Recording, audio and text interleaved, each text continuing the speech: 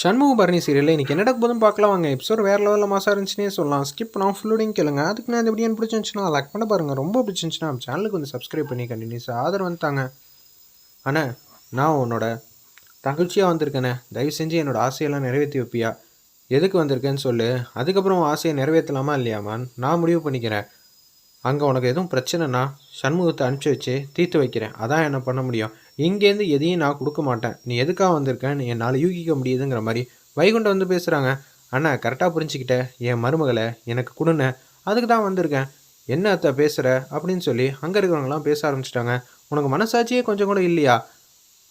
முத்துப்பாண்டியோட உன் மருமகளை வந்து வாழ சொல்ல போறியா? அட்லீஸ்ட் நாங்கள் உன் மருமகன்னு சொல்கிறதே பெரிய விஷயமா இருக்குது. எஸ்சிக்கியோட வாழ்க்கையை நினச்சி கூட பார்க்க மாட்டியா? அந்த முரடனுக்கு என் தங்கச்சி வந்து மனைவியாக வந்து இருக்கிறதா? அதெல்லாம் செட்டே ஆகாது.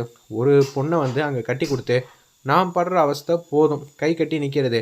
இப்போ எசக்கி அங்கே வந்துட்டானா ஆயுசுங்க நாங்கள் வந்து தலை நிம்புறவே முடியாது. ஏறி போட்டு மீச்சிக்கிட்டே இருப்பான் 2 பேரும். அதுக்கு திருப்பி நாங்கள் இடம் கொடுக்க மாட்டோம் அப்படின்னு சொல்லிடுறாங்க. அந்த இடத்துல முத்துப்பாண்டியன் சவுந்தரபாண்டியனும் நீங்கள் நம்ப வேணாம், என்ன நம்பலாம் இல்லை அப்படின்னு சொல்கிறாங்க. எதுவுமே பேசாமல் வந்து வைகுண்டம் மாட்டுக்கும் தூரத்தில் நிற்கிறாங்க. என் தங்கச்சியாக இந்த வீட்டுக்கு வா போ, ஆனால் சம்மந்தியாக என் வீட்டுக்கு வராதங்கிற மாதிரி தான் அந்த இடத்துல வந்து சொல்லாமல் சொல்கிறாங்க. அண்ணா மடிப்பிச்சை கேட்குறேண்ணே, தயவு செஞ்சுண்ணே கெஞ்சுறாங்க. அந்த இடத்துல நீ மடிப்பிச்சை கேளு, கேட்காம போ, அது உன்னோட சாமர்த்தியம். ஆனால் என் பொண்ணை கண்டிப்பாக வந்து எதை நம்பிக்கையில் நான் வந்து அமுச்சு வைப்பேன். அவள் இங்கே கண்களை நின்னாலும் அவள் ஏன் பொண்ணா இங்கே இருக்கா. நிம்மதியாக சந்தோஷமாக இல்லைன்னா கூட வருத்தப்பட்டு இருப்பா. அங்கே போனதுக்கப்புறம் என்னென்னலாம் நடக்கும்னு என்னால் புரிஞ்சிக்க முடியுது. அண்ணா நீ என்ன நம்பலாண்ணே, என்ன நம்பி அனுப்ப மாட்டியா உன் பொண்ணு அப்படின்னு கேட்குறாங்க. உன்னை நம்பியா? அதுக்கெலாம் வாய்ப்பே இல்லை, நிச்சயம் வந்து அனுப்பலாம் முடியாதுன்னு சொல்லி மூஞ்சில் அடித்த மாதிரி சொல்லிடுறாங்க நம்ம வைகுண்டம். எசகி தயவு செஞ்சுமா, இந்த அத்தை வந்து உன்னை சின்ன வயசுலேருந்து எப்படி அன்பா பாசமாக வந்து பார்த்துருந்தேன், எனக்காக நீ வரமாட்டியா அப்படின்னு சொல்லி எசகி கையை பிடிச்சி கெஞ்சுறாங்க. உனக்கு அம்மா இல்லாதப்ப நான் தான் உனக்கு அம்மா இடத்துல இருந்து நல்லபடியாக உன்னை பார்த்துக்கிட்டேன். நீ கூட என்ன அத்தை நான் கூப்பிட்டேன், அம்மா அம்மான்னு தானே கூப்பிட்டேன். தயவு செஞ்சு எசக்கி அப்படின்னு சொல்கிறாங்க. எசக்கி கையை பிடிச்சிட்டு அப்படியே கையை வந்து எடுத்துடுறாங்க. அப்போனா அர்த்தம் நிச்சயம் நான் வரமாட்டேன் எடுத்த, அது தெல்ல தெளிவான முடிவுங்கிற மாதிரி மூஞ்சில் அடித்த மாதிரி பேசிடுறாங்க. வேற லெவலில் மாசாக இருந்துச்சுன்னே சொல்லலாம். அப்போனா எல்லாரும் சொல்லி வச்ச மாதிரி தான் வந்து பேசுகிறீங்களா? எசக்கி யாருக்காகவும் எந்த சுச்சுவேஷனுக்காகவும் உன் வாழ்க்கையை வந்து அடமானம் வச்சிடாத. உன் வாழ்க்கைக்கு எது நல்லது எது கெட்டதுன்னு நீயே முடிவு பண்ணிக்க. எனக்கு முத்துப்பாண்டி தேவையே இல்லை.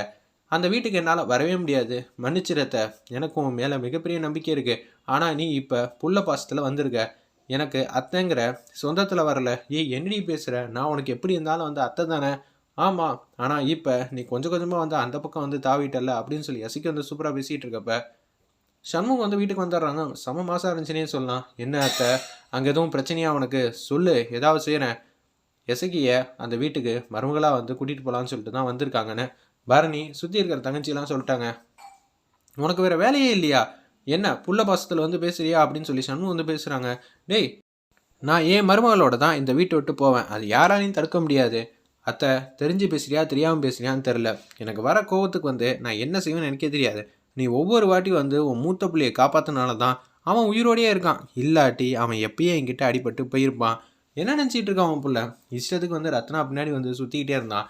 இப்போ ரத்னா கழுத்தில் தாலி கட்டுறேன்னு சொல்லி எசைக்கு கழுத்தில் தாலி கட்டியிருக்கான். ஏய் எசைக்கு ஒன்று சாதாரண பொண்ணு இல்லைடா, ரத்னா மாதிரி சாஃப்டான கேரக்டர்லாம் இல்லை. இவ செம்மையாக வந்து அடாவடிக்கு அடாவடி, பாசத்துக்கு பாசம்னு காட்டுற பொண்ணு. அப்படி இருக்கும்போது இவளால் சர்வே பண்ண முடியும். ஓ, என் தங்கச்சி வந்து உன் பையனை வந்து திருத்த தான் வந்து போகிறானா? இதான் எனக்கு இவளுக்கு வேலையா? நிச்சயம் அனுப்ப முடியாது அப்படின்னு சொல்கிறாங்க. என் மருமகளை நான் கூட்டிகிட்டு போக தான் செய்வேன். அத்தை விடுங்க அத்தை, அண்ணன் சொல்லாமல் நான் எங்கேயுமே போக மாட்டேன். அப்படி அண்ணன் சொல்கிறத மீறியும் என்னை ஏதாவது வந்து பண்ண சொன்னீங்கன்னா நான் சாப்பாட்டில் ஏதாவது கலந்து கொடுத்துருவேன். அப்புறம் உன் முத்துப்பாண்டியும் சரி உன் மூத்த வாரிசு எதுவுமே இருக்காமல் போயிடும், பார்த்துக்க அப்படின்னு சொல்லிடுறாங்க. உனக்கு எப்படி இருந்தாலும் சிவபாலன் மட்டும்தான் பையன், சிவபாலனை மட்டும் விட்டுருவேன், பாக்கி இருக்கிற யாரையும் விட மாட்டேன், பார்த்துக்க. அவன் தான் எல்லாரையும் வந்து அமுச்சு வைக்க போகிறான். கடைசி காலத்தில் வந்து வேணும்ல அப்படின்னு சொல்லிடுறாங்க. ஏன்டா முத்துப்பாண்டி மேலே கோவப்படாத, உன் காலில் வேணாலும் விழுவுறேன், என் மருமகளை என்கிட்ட கொடுத்துரு. அத்தை அவனா காலில் விழுந்து தான் அவன் இந்த கதியில் வந்து நிற்கிறான். நீ என்னைக்காவது ஒரு வாட்டி கால் விழுவாமல் இருந்திருந்தா நான் அவனை எப்பயோ முடிச்சிருப்பேன். ஏன்டா எசக்கிக்காக அவனை அமுச்சு வைக்கிற? சரி ரைட்டு விடு, எனக்கு சோகம் வந்துருச்சு. ஆனால் 3 தங்கச்சிக்கு பின்னாடி நிற்கிறாங்களே, வீரலட்சுமி, செல்லக்கண்ணி, ரத்னா, இவங்களாம் அவனுக்கு தங்கச்சி இல்லையா? அவங்கள எப்படிடா கரை சேர்க்க முடியும் எங்கள் அண்ணனால்? கொஞ்சமாவது புரிஞ்சு பேசுவியா அப்படின்னு சொல்லி கேட்குறாங்க. இதை கேட்டோன்னு வந்து பேர் அதிர்ச்சியாக வந்து நிற்கிறாங்க. அந்த இடத்துல நம்ம சண்முகம், எசக்கி உன் வாழ்க்கை உன் கையில் இருக்குது. உன்னை நம்பி எத்தனை பேர் பாதிக்கப்படுறாங்க தெரியுமா? உன்னை நினச்சி சண்முகம் வந்து இந்த பக்கம் துடிச்சிக்கிட்டு இருக்கான். சரி, நான் துடிச்சிக்கிட்டு இருக்கிறது எல்லாம் இருக்கட்டும். ஒரு பக்கம் காவியாவோட வாழ்க்கையை வந்து பாழாக்கி அவள் போயே சேர்ந்துட்டா உன் பிள்ளை நம்பிக்கை துரோகம் செஞ்சனால. இப்போ கட்ட கடைசியில் என்ன ஆக போகுது?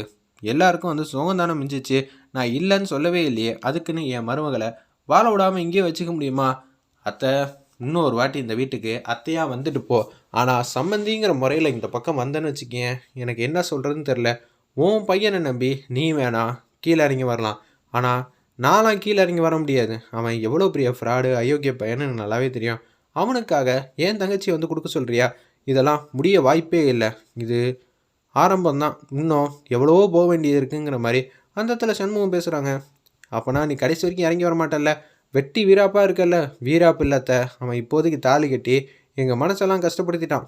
இப்போ அடுத்தது பொண்ணையும் கல்யாணம் பண்ணி கொடுத்த மாதிரி பூ பொட்டோட அந்த பக்கம் அனுப்பிச்சி வச்சா கண்ணை கசிக்கிட்டு வந்து நிற்கிறதுக்கு ஏன் தங்கச்சியா இங்கே நிம்மதியாக இருந்துட்டு போட்டோம். உனக்கு எதுவும் புரியலடா, அடுத்த வாட்டி வரப்போ உன் மனசு மாறும்னு சொல்லிட்டு பாக்கியம் மட்டும் போக ஆரம்பிச்சிட்டாங்க. நைட்டு வந்து தூங்கவே இல்லை. தூங்காமல் வந்து எசிக்க மட்டும் யோசிச்சிட்டே இருக்காங்க. முருகா, நீயே ஒரு நல்ல வழியை காட்டு. என்னால் சுற்றி இருக்கிறவங்க எல்லாரும் பாதிக்கப்படுறாங்க. எனக்கு என்ன ஒரு பிரச்சனைனா என்னால் புரிஞ்சிக்கவே முடியல. என்னால் எங்கள் அண்ணனுக்கு ஏதாவது ஒரு பிரச்சனையாகி உள்ளே போகிற மாதிரி சுச்சுவேஷன் ஆகிடுச்சுன்னா செல்லக்கண்ணிக்கெல்லாம் ஒன்றுமே புரியாது. அவளுக்கு அழுவதை தவிர என்ன தெரியும் பெருசாக? ரத்னா அக்கா வாத்தியாராக இருந்தால் கூட அவங்களும் அண்ணன் தெய்வில் இல்லாமல் இருக்க முடியாது. வீரலட்சுமி மட்டும்தான் தைரியமாக வந்து இருப்பாள். இப்போ என்னால் இத்தனை பேர் பாதிக்கப்படுறதோட நானே ஒரு முடிவு எடுத்திருக்கேன். அந்த முடிவுக்கு வந்து நீயே வந்து துணை நின்று வெற்றி பெற வைக்கணும் முருகா அப்படின்னு சொல்கிறாங்க. தப்பான முடிவை நோக்கி தான் போகிறாங்க. யாரும் எந்திரிக்க முன்னாடி இந்த வீட்டை விட்டு போயிட்டு குளத்தில் வந்து இது மாதிரி குச்சலாங்கிற மாதிரி தான் அந்த இடத்துல வந்து எசிக்க வந்து முடிவு எடுத்திருக்காங்க. காலையில் வந்து காணும் நம்ம எசிக்கியை குளத்தை நோக்கி போக ஆரம்பிச்சிட்டாங்க. இன்னொரு பக்கம் ரத்னா வந்து வீடு ஃபுல்லாக வந்து தேடுறாங்க எசிக்கி எங்கே இருக்காங்கன்னு சொல்லிட்டு. எசக்கி எங்கேயுமே காணும் அப்படின்னு சொல்லும்போது சண்முகம் வராங்க. என்ன ஆச்சுன்னு சொல்லும்போது எசக்கியை காணும். சரி, எல்லாரும் ஒவ்வொரு மூலையில் வந்து தேடுவோம். சிவபாலனுக்கு ஃபோன் பண்ண அவனும் தேடட்டும்னு சொல்லி சிவபாலன்லேருந்து எல்லாரும் வந்து பைக்கில் ரொம்ப ஆர்வமாக வந்து எசக்கின்னு தேடுற மாதிரி இருக்காங்க. என்னால் எத்தனை பேருக்கு கஷ்டம், இந்த ஒரு உசுர் இருக்கிறதுனால இத்தனை பேருக்கு பாதிப்புனா இந்த ஒரு உசுர் இருக்கிறதுக்கு எல்லாமே இருக்கலாம். அண்ணன், நீ நிம்மதியாக சந்தோஷமாக இருண்ணே. பாக்கி இருக்கிற 3 தங்கச்சிங்களும் வந்து நல்லா கல்யாணம் பண்ணி கொடுத்து கரை சேர்னேன். நிச்சயம் என்னோட இழப்பு உனக்கு பேரிழப்பாக தான் இருக்கும். ஆனால் அதுக்குன்னு நான் இப்போ இது மாதிரிலாம் முடிவெல்லாம் எடுக்க முடியாது. என்னை மன்னிச்சிருந்தேங்கிற மாதிரி அந்த இடத்துல வந்து முடிவு எடுக்கிறாங்க நம்ம எசக்கி. வெயிட் பண்ணி பார்ப்போம், சிவபாலன் வேறு யாராவது வந்து எசக்கியை வந்து காப்பாற்றுவாங்களா, இல்லை எசக்கி எடுத்த முடிவு வந்து என்ன மாதிரி சுச்சுவேஷன் போகுங்கிறது. வைகுண்டம் அவங்க பெற்ற பொண்ணுங்களாம் ஒரு பக்கம் வந்து தேடிக்கிட்டு இருக்காங்க. எல்லோரும் ஒரே பக்கம் இருந்தால் சரி வராது. ஃபோன் வச்சுருக்கீங்களே, நாலாபுரமும் தேடினா மட்டும்தான் கண்டுபிடிக்க முடியும்னு சொன்னோன்னே சிவபாலன் வந்து பைக்கில் வந்து இந்த மாதிரி குதிக்கலான் இருக்காங்களா ஒரு குளத்து பக்கம் கிணறு பக்கம், அங்கே வந்து போய் தேடலான்னு சொல்லிட்டு தான் போகிற மாதிரி காட்டுறாங்க. எப்படி இருந்தாலும் சிவபாலன் தான் காப்பாற்றுவாங்க. வெயிட் பண்ணி பார்ப்போம்.